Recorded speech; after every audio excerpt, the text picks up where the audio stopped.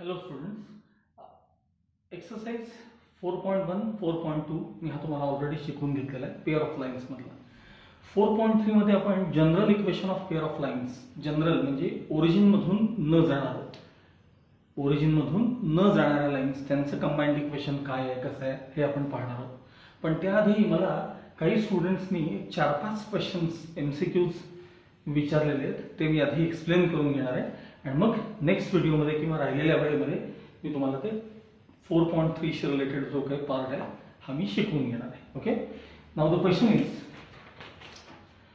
मी हे जे क्वेश्चन्स आहेत हे ह्याचे फोटो काढून तुम्हाला मी टाकणार आहे, म्हणजे तुम्हाला क्वेश्चन सगळा पूर्ण वाचता येईल आणि त्याचे ऑप्शन्स पाहता येईल. मला त्यातला मेन पार्ट जेवढं पाहिजे तेवढं मी लिहिलेलं असतं. फर्स्ट क्वेश्चन असा आहे, the combined equation of lines trisecting TRISECTING trisecting the angles in second and fourth quadrant is dash. Options मी लिहिलेले नाही आहेत, हे MCQs आहेत, मी फक्त रफ सोडून तुम्हाला दाखवणार आहे. Okay, combined equation of lines trisecting. ट्रायसेक्टचा अर्थ काय माहिती? हे बघा, एखाद्या सेगमेंटचे दोन इक्वल पार्ट केले की आपण त्याला बायसेक्ट म्हणतो. दोन इक्वल पार्ट झाले की ट्रायसेक्टचा अर्थ 3 इक्वल पार्ट व्हायला पाहिजेत. त्याचे एकूण 3 इक्वल पार्ट व्हायला पाहिजेत, फर्स्ट सेकंड थर्ड, त्याला ट्रायसेक्ट म्हणतात. आता मला सांगा, सेकंड क्वाड्रंट हा,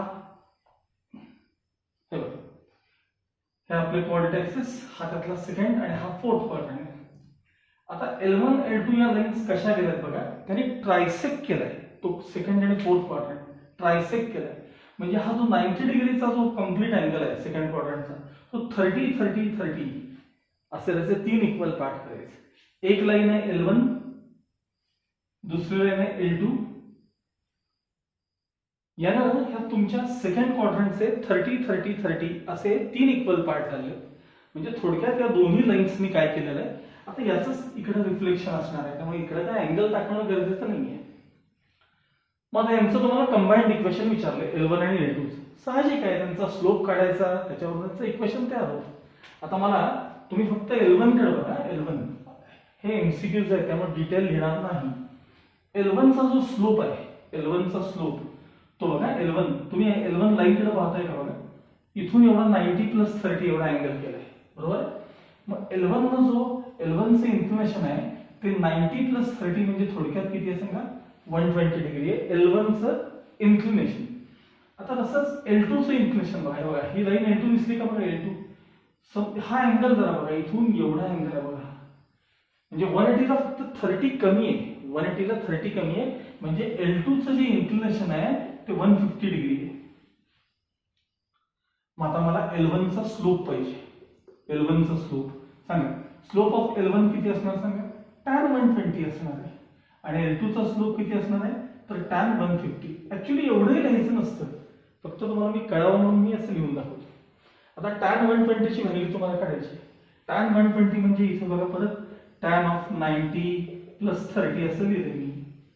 120 ला 90 + 30 ऑड मल्टिपल आहे, tan चा कॉट होणार, समोरचा थीटा आहे तसा लिहून काढायचं. सेकंड क्वाड्रंट tan निगेटिव्ह म्हणजे मायनस, सो मायनस cot 30 ची व्हॅल्यू √3 म्हणजे tan 120 ची व्हॅल्यू थोडक्यात किती मिळाली तुम्हाला, तर -√3 मिळाली. अशीच tan 150 ची व्हॅल्यू काढायची आपल्याला. tan 150 बघा, tan ऑफ 150 ला तुम्ही कसं लिहा तुमचा प्रश्न आहे. बघा, मी आता 180 - 30 लिहितो. 180 - 30 इव्हन मल्टिपल आहे, tan रिमेन्स tan, समोरचा अँगल थीटा लिहून काढला. सेकंड क्वाड्रंट आहे, tan निगेटिव्ह असतो, म्हणजे -1/√3. tan 150 ची व्हॅल्यू मिळाली आपल्याला -1/√3. दोन्ही लाईन्स ओरिजिन मधून जातात, त्यामुळे पहिल्या लाईनचं इक्वेशन आहे y = mx, m म्हणजे स्लोप, y = mx. दुसऱ्याचं इक्वेशन पण तसंच, y = mx. आता यात मी ह्याला इथं आणणार आहे, √3x + y = 0. हे या लाईनचं इक्वेशन L1 चं झालं. इथं लक्ष द्या, √3 ट्रान्सफर म्हणजे √3y आणि x LHS मध्ये आणणार आहे, -x से +x झालं, x + √3y = 0. आता आपल्याला यांचं काय पाहिजे, कंबाइंड इक्वेशन पाहिजे. Therefore joint equation is ब्रॅकेटमध्ये √3x प्लस वाय, नेक्स्ट ब्रॅकेटमध्ये x plus √3y is equal to 0. Bracket open करायचं. √3x इंटू x म्हणजे √3x². √3x into √3y, √3 into √3 नुसते 3 येतात, xy. आता y इंटू x xy किंवा yx. y into √3y म्हणजे √3y² is equal to 0. आता त्यातले ऑप्शन्स जे आहेत ना त्याच्याकडे पाहून मी आन्सर लिहिणार आहे. त्याच्याकडे पाहून म्हणजे कसा फॉर्म आहे ते सांगतो. फर्स्ट आणि लास्ट टर्म एकत्र केली, √3 कॉमन काढले, √3 ब्रॅकेटमध्ये x² प्लस y² प्लस आता हे जे दोघं आहेत ना 3xy आणि 1xy यांची ऍडिशन होईल plus 4xy is equal to 0. हे तुमचं फायनल आन्सर असणार आहे. या प्रकारचा आन्सर तुम्हाला त्या ऑप्शन मध्ये पाहायला मिळेल. मी तुम्हाला प्रॉब्लेमचे फोटो काढून पाठवणार आहे. सगळा क्वेश्चन तुम्हाला व्यवस्थित पाहायला मिळेल.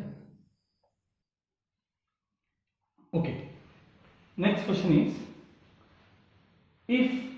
if one of the lines given by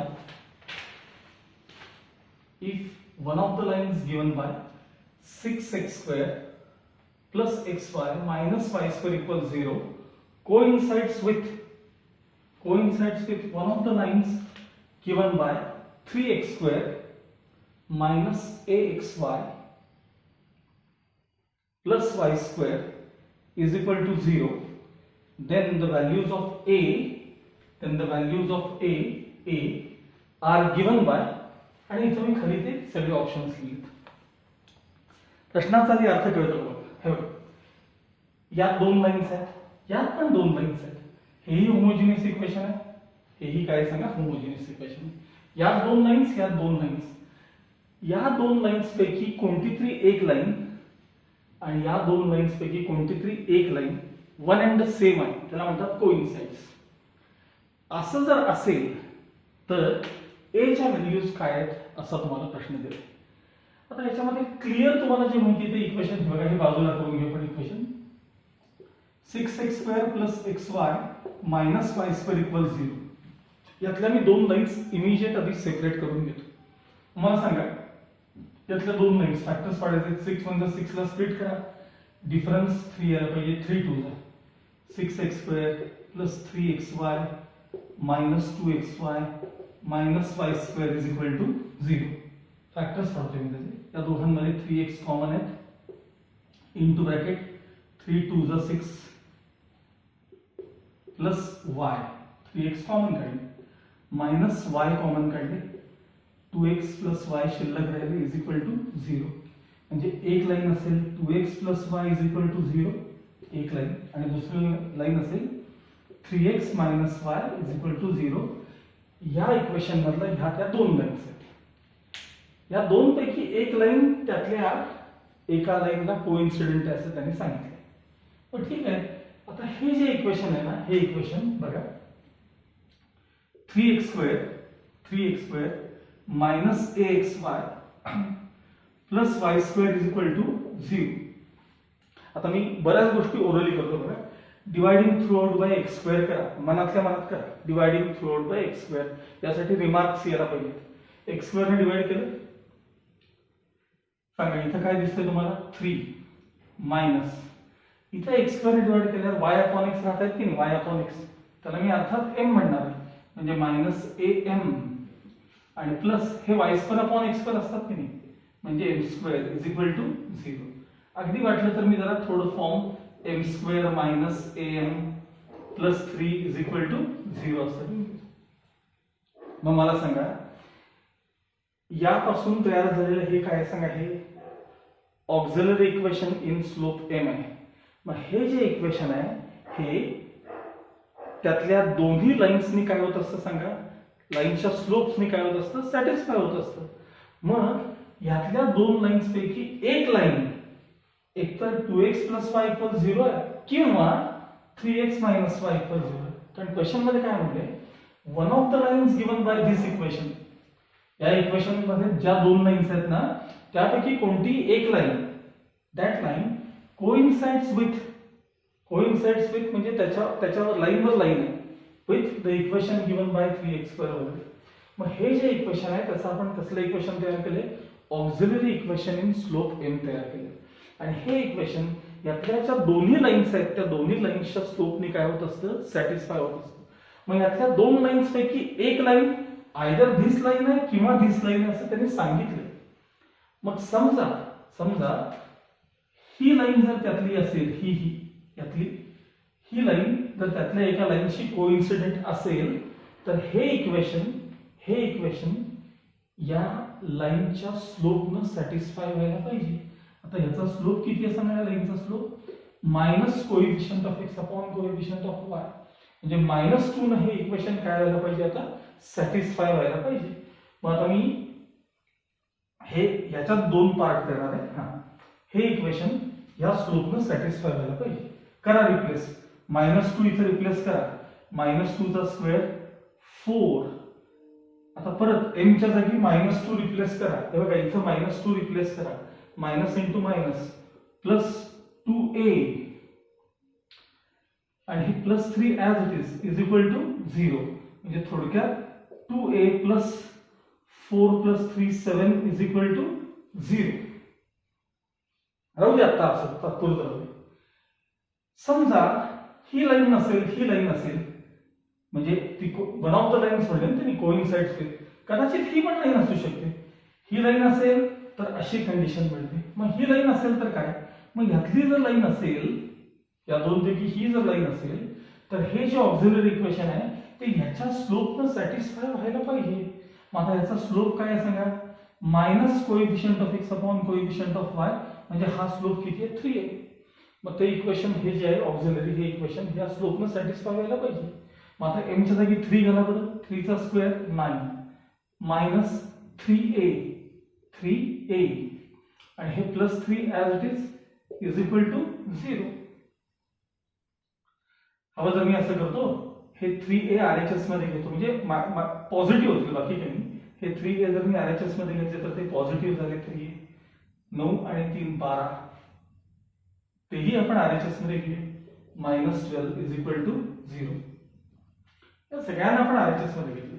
3 common आणि कॅन्सल, 3 कॉमन आणि कॅन्सल यातले, तर आपल्याला a -3 4 12 इज इक्वल टू 0. आता हे झाले दोन कंडिशन्स. मी जर सेपरेट एच्या, ह्याच्या पुढचा भाग थोडासा अवघड आहे. मी जर सेपरेट एच्या व्हॅल्यूज जर पाहिल्या ना, सेपरेट एच्या व्हॅल्यूज, तर त्या एच्या व्हॅल्यूज असं मिळतील. एक एची व्हॅल्यू मिळेल तुम्हाला -7/2 आणि दुसरी एची व्हॅल्यू मिळेल तुम्हाला, एची व्हॅल्यू 4. हे ऍक्च्युअल डायरेक्ट तुम्हाला व्हॅल्यूज मिळाल्या. पण जर तुम्ही सगळे ऑप्शन, मी ह्या प्रॉब्लेमला मुद्दामून ऑप्शन काय लिहित माहिती, हे सगळे ऑप्शन नीट बघा, हे क्वाड्रॅटिकच्या फॉर्ममध्ये आहेत. आणि यातले क्वाड्रॅटिक इक्वेशन जर तुम्ही सोडवलेत ना तर तुम्हाला हेच रूट्स मिळणार आहेत. जे काही त्याचा आन्सर असेल त्याचे क्वाड्रॅटिक इक्वेशन सोडवले की हे मिळेल. मग असं करण्यापेक्षा आता बघा, मी त्यातल्या एच्या व्हॅल्यूज जे आता लिहिलेत ते मी आता खोडून टाकतो. ते जे दोन इक्वेशन मिळालेत ना, इक्वेशन हे बघा, हे एक इक्वेशन आणि हे एक इक्वेशन, नाहीतर हे कंबाइंड इक्वेशनचा पार्ट आहे. मग यांचाही प्रॉडक्ट घेऊया आपण फायनल आन्सरसाठी. यांचा प्रॉडक्ट घेऊन बघूया. 2a + 7 एका ब्रॅकेटमध्ये आणि a - 4 पुढच्या ब्रॅकेटमध्ये इज इक्वल टू 0. आणि ओपन करून बघा, 2a × a twice a², 2a × -4 -8a, 7 × a 7a आणि 7 4 -28 is equal to 0. 2a² as it is. बघा, हे मध्ये दोघांचा आन्सर येईल -1a आणि पुढे -28 as it is equal to 0. हे तुमचं फायनल आन्सर आहे. आणि जर तुम्ही या इक्वेशनचे म्हणजे क्वाड्रॅटिक इक्वेशन जर हे तुम्ही सोडवलं तर a च्या ज्या दोन व्हॅल्यूज मिळतील ना, त्या मी मगाशी इथं काढलेल्या, एक व्हॅल्यू मी काढली होती a ची, किती काढली होती सगळं, -7/2 आणि दुसरी व्हॅल्यू काढली होती a ची आपण 4. हेच त्याचे दोन रूट्स तुम्हाला बघायला मिळतील, पण तिथं क्वाड्रॅटिकच्या फॉर्म मध्ये. त्यामुळे मी ह्याच्या दोन कंडिशन मिळाल्या आपल्याला, कंडिशन त्यांचा प्रॉडक्ट घेतला आणि हे आन्सर मिळवलं. आता ऑप्शन कडे बघा, ABCD कडे, twice a² - a -28.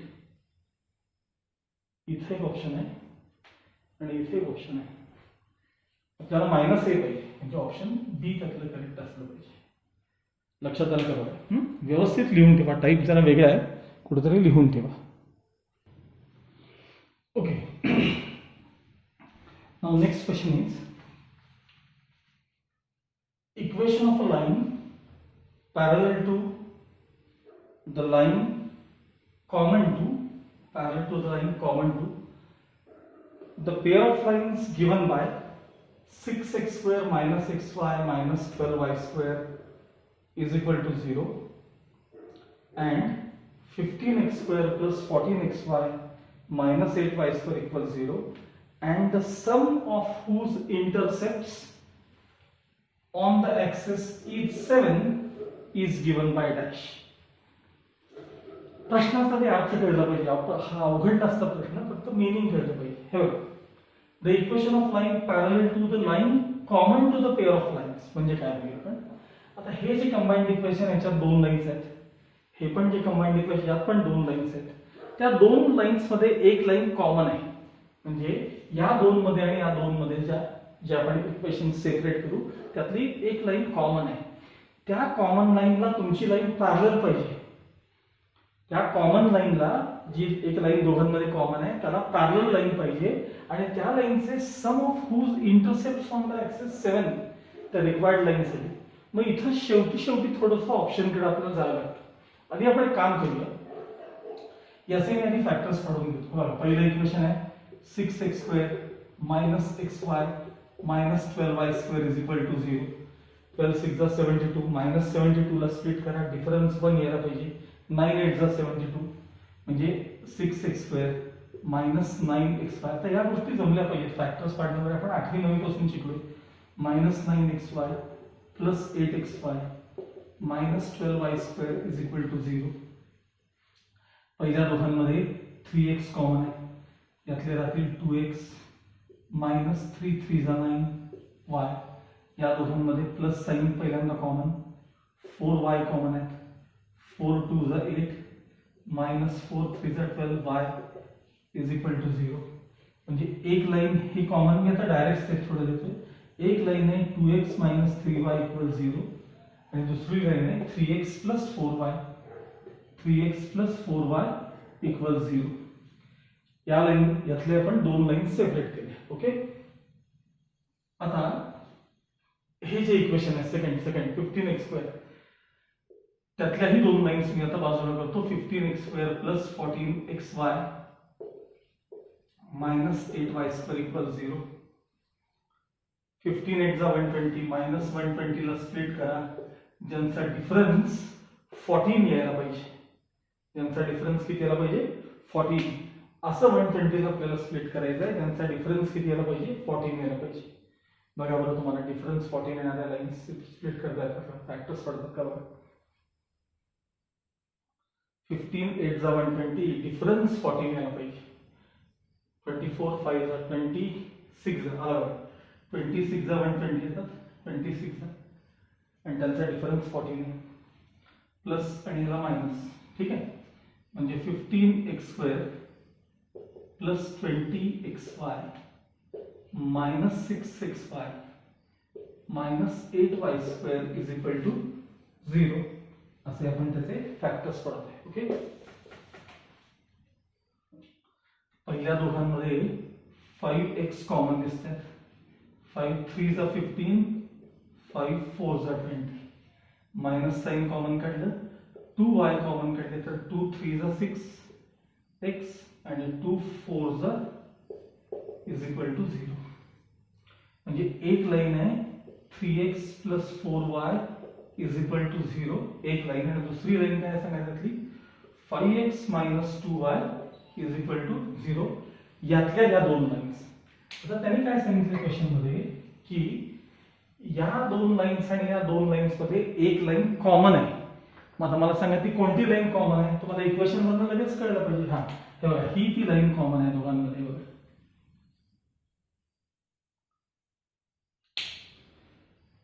या दोन्ही लाईन्स, या ज्या दोन्ही लाईन्स आहेत ह्या, म्हणजे या इक्वेशन मध्ये ज्या दोन लाईन्स आहेत आणि या इक्वेशन मध्ये ज्या दोन, त्यातली ही कॉमन लाईन दोन्हीकडे दिसते म्हणून दोन लाईन ऍक्च्युअली कॉमन लाईन आहे.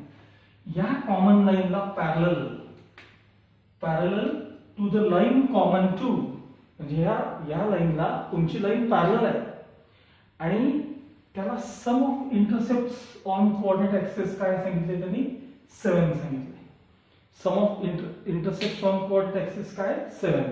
आता मला सांगा या लाईनला जर तुमची लाईन पॅरलल असेल तर ह्या लाईनला जर तुमची लाईन पॅरलल असेल तर साहजिक आहे त्या लाईनचं equation 3x + 4y 3x + 4y plus minus एखादा कॉन्स्टंट असेल इज इक्वल टू 0. कारण ज्या अर्थी ते इंटरसेप्ट करते ना लाईन तेव्हा हे बघा हे कोऑर्डिनेट ऍक्सिस ह्याला म्हणतात x इंटरसेप्ट, ह्याला म्हणतात y इंटरसेप्ट, ज्यांची टोटल a + b यांची टोटल x इंटरसेप्ट a असतो y इंटरसेप्ट b असतो ती टोटल 7 आहे. म्हणजे ही लाईन कधी ओरिजिन मधून जात नाही, लक्षात ठेवा ही लाईन कधीच जात नाही. ती लाईन अशी अदर दॅन ओरिजिन जाते. मग अदर दॅन ओरिजिन म्हणजे त्यात कॉन्स्टंट येणार. म्हणजे रिक्वायर्ड लाईनचं इक्वेशन तुमचं 3x + 4y + k = 0 असणार. जरा या दोन ऑप्शनकडे सगळ्या ऑप्शनकडे या, कारण याला ती लाईन तुमची पॅरलल आहे म्हणजे 3x + 4y + k = 0 ह्याला साधारण हे ऑप्शन तुमचं मॅच करत आहे.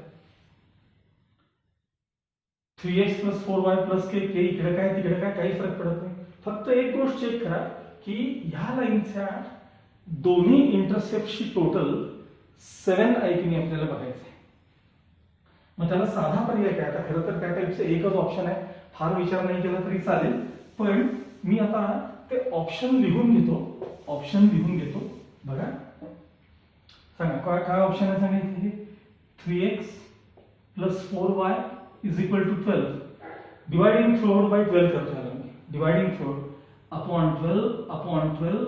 12 आणि कॅन्सलेशन बघा 3 4 झालं म्हणजे x/4 प्लस y/4 3 झालं = 1. तुम्हाला फॉर्म लक्षात आला का कुठला आहे हा. x/a plus y/b = 1. त्याला म्हणतात डबल इंटरसेप्ट फॉर्म. त्यातला हा a जो असतो तो x इंटरसेप्ट, b जो असतो तो y इंटरसेप्ट आणि 4 आणि 3 टोटल 7. तुम्हाला त्यांनी सम ऑफ इंटरसेप्ट किती सांगितले होते बघा, आपल्याला 7 सांगितले होते. म्हणजे याचा अर्थ ऑप्शन काय असलं पाहिजे, बी असलं पाहिजे. असं थोडंफार काही वेळेला ऑप्शनचाही वापर केला तरी चालतो. लक्षात आलं. Okay, now next question.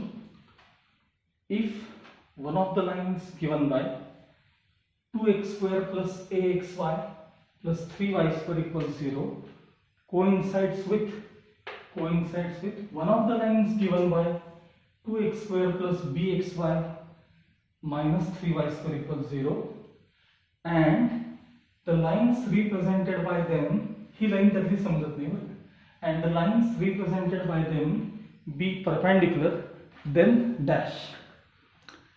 आता ऍक्च्युली हा खरा क्वेश्चन काय, तुम्हाला मी दोन पहिल्यांदा वेगळ्या फिगर घेतो आणि नंतर त्यांना एकत्र आणून सांगतो मी तुम्हाला. ओके, आता हे जे इक्वेशन आहे की नाही बघा, हे इक्वेशन ठीक आहे, यातल्या या दोन लाईन्स, एक लाईन L1 आणि एक लाईन L2, यातल्या या दोन लाईन्स आणि हे जे इक्वेशन आहे 2x² + bxy वगैरे आहेत ना, यातल्या दोन लाईन्स त्या समजा L3 आणि L4 असतील, काही असतील. हे बघा L3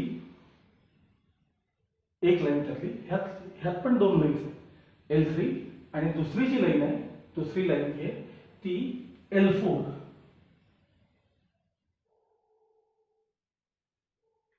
ओके, त्यांनी असं म्हणलं की one of the lines given by this equation coincides with one of the lines given by this equation.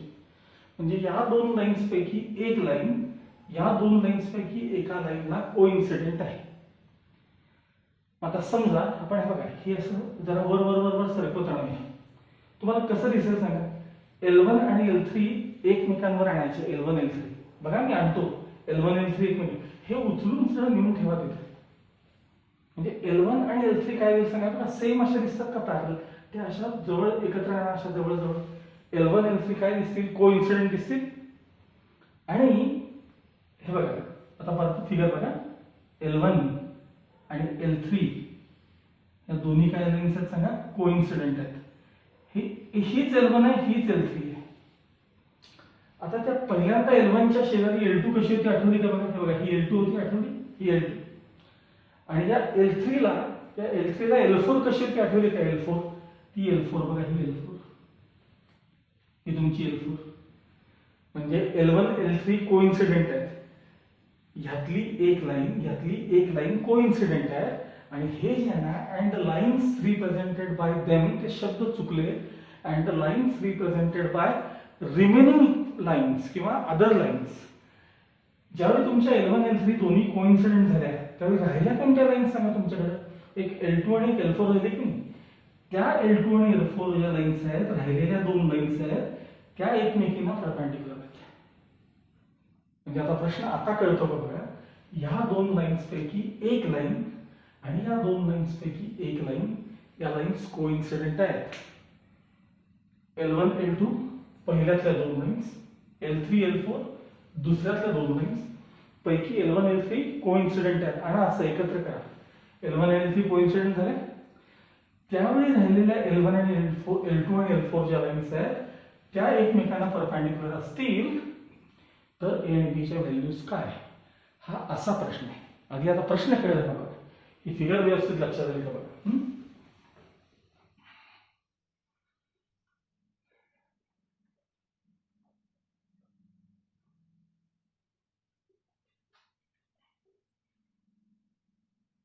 आता मी हा प्रॉब्लेम थोडा ऑप्शनचा वापर करून सोडवणार आहे. ठीक आहे, पहिल्यांदा आपण असं बघूया, हे इक्वेशन घेऊन घेऊया.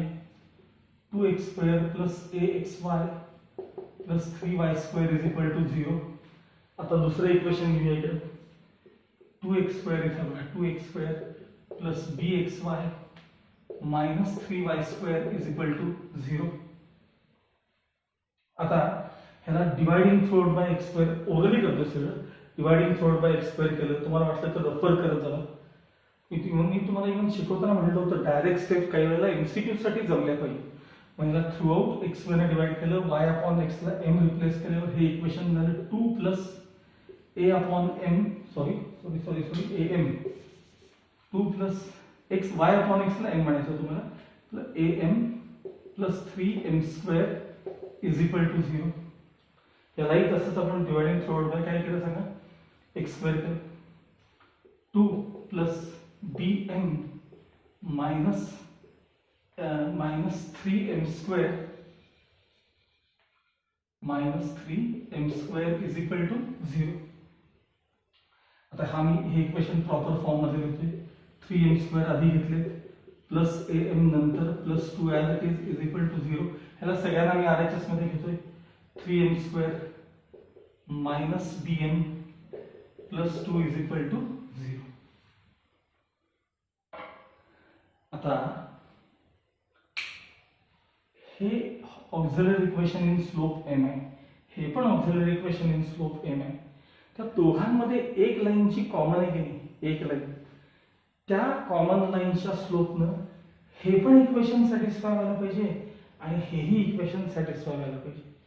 साहजिक आहे. म्हणजे हे इक्वेशन m च्या ज्या व्हॅल्यूनं सॅटिस्फाय होईल त्याच व्हॅल्यूनं हे पण सॅटिस्फाय व्हायला पाहिजे की नाही.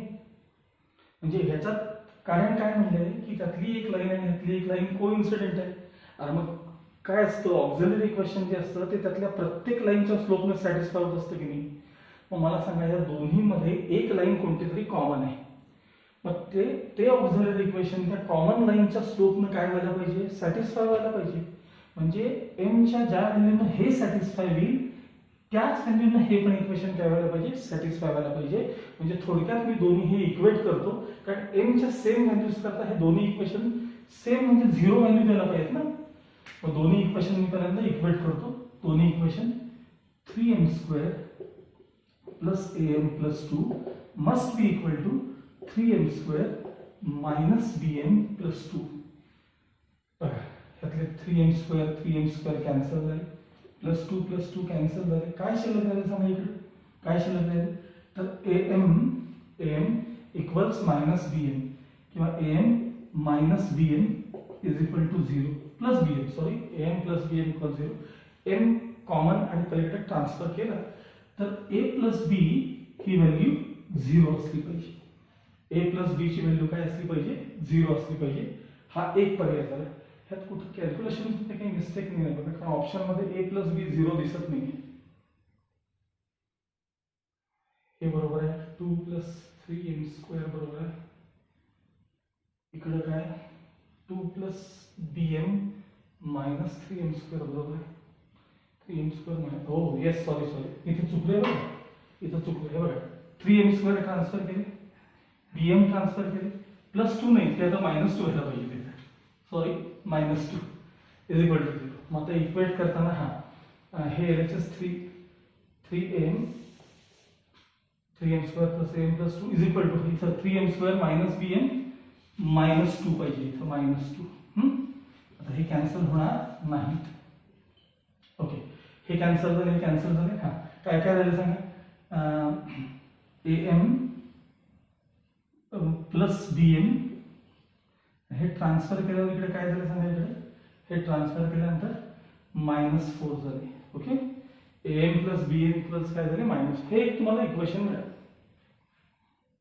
am + bm equals -4. आता आणखी एक कंडिशन आहे. त्या रिमेनिंग लाईन्स आहेत त्या लाईन्स एकमेकींना काय आहेत सांगा, परपेंडिक्युलर आहेत. त्या ज्या रिमेनिंग लाईन्स आहेत त्या काय एकमेकींना परपेंडिक्युलर आहेत. आता am + bm इक्वल्स -4 असे इक्वेशन तुम्हाला मिळालं. am + bm equals -4. ऑप्शनमध्ये a + b ची व्हॅल्यू कुठे तुम्हाला -4 च्या आसपास सापडते का बघा. m काय करायचं आपण बघूया. m * bracket a + b = -4.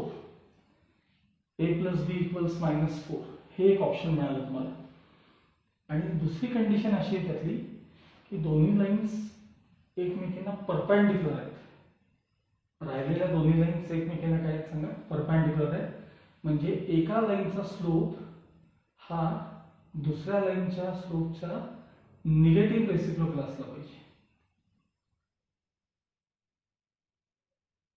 एका लाईनचा स्लोप हा दुसऱ्या लाईनच्या स्लोपचा निगेटिव्ह रेसिप्रोकल असला पाहिजे.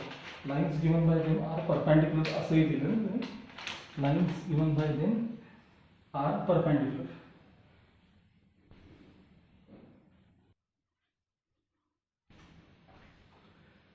ओके, आपण जरा थोडासा असाही विचार करून बघूया. हे इक्वेशन सिम्प्लिफाय होणार नाही आपल्याला. ओके, तर यापासून ऑक्झिलरी इक्वेशन तयार केलं, यापासून ऑक्झिलरी इक्वेशन तयार केलं. ठीक आहे. आता प्रश्न असा आहे की या दोन पैकी एक लाईन सेम आहे आणि राहिलेल्या दोन लाईन्स एकमेकांना काय परपेंडिक्युलर आहेत. जरा थोडंसं ऑप्शनकडे जाऊन बघूया, लवकर सॉल्व्ह. समजा मी पहिलं ऑप्शन घेतलं, फर्स्ट ऑप्शन. a ची व्हॅल्यू -5 आणि b ची व्हॅल्यू जर 1 घेतली तर हे दोन इक्वेशन्स काय होतात बघा. बघा मी आता इथे एक लाईन ड्रॉ करतोय कारण हा पार्ट आपल्याला कायम ठेवायचा, याच्या खाली वेगळा सोडवायचा. समजा पहिलं ऑप्शन घेतलं आपण, थोडंसं फास्ट करता आलं पाहिजे. a -5 घेणार आहे मी. बघा बरं काय इक्वेशन झालं, 3m². a ची व्हॅल्यू -5 म्हणजे -5m + 2 = 0. यात आपण b ची व्हॅल्यू 1 घेणार आहोत म्हणजे 3m² - m - 2 = 0. आता ह्याचे जर मी फॅक्टर्स काढले, 3 × 2 = 6, 6 ला स्प्लिट करून हे आणायचे म्हणजे 3m² - 3m - 2m + 2 = 0. 3m common, ब्रॅकेटमध्ये m - 1 -2 कॉमन, ब्रॅकेटमध्ये m - 1 = 0. म्हणजे m - 1 = 0 म्हणजे थोडक्यात m = 1 आणि 3m - 2 = 0 म्हणजे m = 2/3. म्हणजे याचे ऑप्शन वरनं हे दोन रूट्स मिळाले. m म्हणजे स्लोप्स आहेत ना लाईनचे. आता इकडे बघूया, 3 × 2 = 6 ला स्प्लिट करून डिफरन्स यायला पाहिजे. 3m² - 3m + 2m - 2 = 0. 3m त्यातले कॉमन काढले, m - 1 + 2 कॉमन काढले, m - 1 = 0. एक लाईन m - 1 = 0 म्हणजेच m = 1 आणि दुसरी जी आहे ती m = -2/3. ऍक्च्युअली 3m + 2 = 0, मी डायरेक्ट m ची व्हॅल्यू काढली. आता बघा यातलं एक रूट m = 1 म्हणजे दोघांमध्ये एक लाईन कोइन्सिडेंट आहे म्हणजे ती ही झाली. पण राहिलेल्या दोन लाईन्स एकमेकांना परपेंडिक्युलर म्हणून सांगितले. मग एकाचा स्लोप जर 2/3 असेल तर त्याला परपेंडिक्युलर लाईनचा स्लोप -3/2 पाहिजे. तो इथं आला का नाही. म्हणजे याचा अर्थ हे ऑप्शन पहिलं जे घेतलं ते आपलं चुकीचं ऑप्शन आहे. आता दुसऱ्या ऑप्शनचा विचार करूया, सेकंड ऑप्शन. बघा सेकंड ऑप्शन मध्ये बघा A5 आणि B -1 आहे. A5 आणि B -1 आहे. हे ऑप्शन आता जाऊ देत.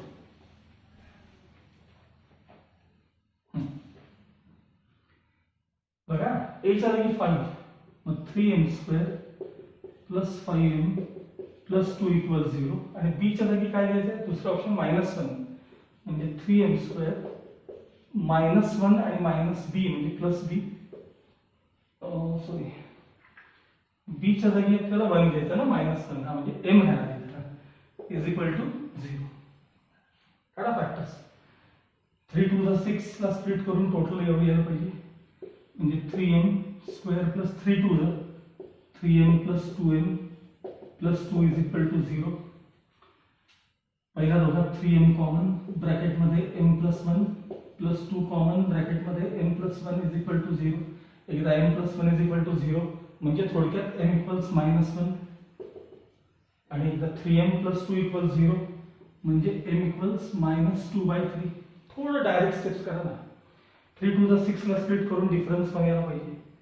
3m² plus 3m -2m -2 is equal to 0. पहिल्या दोघात 3m कॉमन, ब्रॅकेटमध्ये m प्लस 1 बघायला जाऊ नका, तरी सुद्धा अजून बघूया आपण इथे. राहिले काय -2 कॉमन, ब्रॅकेटमध्ये m plus 1 is equal to 0. Either m plus 1 is equal to 0 म्हणजे m इक्वल्स -1 आणि 3m -2 = 0 म्हणजे m इक्वल्स 2/3. m equals 2/3. बघा एक लाईन त्याला स्लोप सेम पाहिजे कारण कोइन्सिडेंट आहे, आणि दुसऱ्या राहिलेल्या दोन लाईन्स आहेत त्या एकमेकींना परपेंडिक्युलर आहेत. मग इथं -2/3 आणि इथं +2/3 आहे, तो निगेटिव्ह रेसिप्रोकल यायला पाहिजे, त्यामुळे ते ऑप्शन जमत नाही. ठीक आहे. मग आता तिसरा म्हणजे ऑप्शन बी सुद्धा यातलं गेला. राहिला ऑप्शन सी. A5 आणि B1 असताना काय. आता A5 मी इथं घेतलंच आहे बघा ऑलरेडी. हे बघा A च्या जागी 5, ह्याच्यात नाही का A = 5 घेतले की नाही, म्हणजे हे हा पार्ट आपला तयार आहे. A = 5 काय राहिला, फक्त B = 1 चा पार्ट राहिला. तो पण खरं तर इथं तयार होता आपला, आता मी पुसलाय. B च्या जागी आम्हाला 1 पाहिजे. काय पाहिजे आपल्याला, B च्या जागी 1. मग आता मी हा पार्ट तेवढा त्यातला काढतो. 3m², B च्या जागी मला 1 पाहिजे, -1m -2 is equal to 0. 3 to the 6 ला स्प्लिट करून डिफरन्स 3 यायला पाहिजे, म्हणजे 3m² - 3m plus 2m -2 is equal to 0. पहिल्या दोघात 3m कॉमन आहेत, ब्रॅकेटमध्ये m -1. पुढच्या दोघात +2 कॉमन आहेत, m -1 इज इक्वल टू 0. एकदा m -1 = 0 म्हणजे m इक्वल्स 1 आणि 3m + 2 = 0 म्हणजे m इक्वल्स -2/3. आता बघा यातल्या एका लाईनचा स्लोप आणि यातल्या एका लाईनचा स्लोप सेम आला का बघा. दोन्ही स्लोप सेम आहेत म्हणजे ती कोइन्सिडेंट लाईन, कारण ती एकच लाईन आहे, त्यामुळे दोघांचा स्लोप सेम असला पाहिजे. आणि दुसरं, एका लाईनचा स्लोप 1 आहे आणि दुसऱ्या लाईनचा -1 आहे, म्हणजे हे एकमेकांचे निगेटिव्ह रेसिप्रोकल आहेत. म्हणजे रिमेनिंग 2 लाईन्स आर परपेंडिक्युलर, म्हणजे त्यांच्या स्लोपचा प्रोडक्ट किती असला पाहिजे, -1. आणि एक लाईनचा स्लोप काय असला पाहिजे, त्यातला कॉमन म्हणजे सेम असला पाहिजे. याचा अर्थ यातलं ऑप्शन सी जे ते करेक्ट ऑप्शन आहे. मी काय केलं एकदा परत सांगतो तुम्हाला. याच्यामध्ये बघा दोन्ही लाईन्स मध्ये एक लाईन कॉमन आहे, म्हणजे त्या दोन्ही लाईन्सचा स्लोप काय असला पाहिजे, सेम. आणि अदर लाईन्स आहेत की नाही, अदर लाईन्स त्या एकमेकांना परपेंडिक्युलर आहेत, म्हणजे त्यांचे स्लोप एकमेकांच्या निगेटिव्ह रेसिप्रोकल. ह्याला ऑक्झिलरी इक्वेशन मध्ये आणलं, ह्याला पण ऑक्झिलरी इक्वेशन स्लोप m आणलं. एक एक ऑप्शनचा विचार करत गेलो. हे ऑप्शन घेतल्यावर काय होतंय, हे ऑप्शन घेतल्यावर काय होतं, हे ऑप्शन घेतल्यावर काय होतं. ज्यावेळी मी सी ऑप्शन घेतलं त्यावेळेस मला 2 स्लोप्स असे मिळाले, आणि हे ऑप्शन घेतल्यानंतर सेकंड इक्वेशन मध्ये हे स्लोप असे मिळाले. म्हणजे एक लाईन -2/3 कॉमन असायलाच पाहिजे, कारण कोइन्साइड्स म्हणलेले. आणि राहिलेल्या 2 लाईन्सचा जो प्रोडक्ट आहे तो -1 आहे, म्हणजे त्या दोन्ही लाईन्स एकमेकांना काय परपेंडिक्युलर आहेत. अशा प्रकारे हे ऑप्शन वरून आपल्याला सोडवणं जास्त कन्व्हिनियंट आहे. ओके. यानंतर आता आपण नेक्स्ट एक्सरसाइजचा पार्ट आपण पाहणार आहोत. तो मी पुढच्या व्हिडिओमध्ये दाखवतो.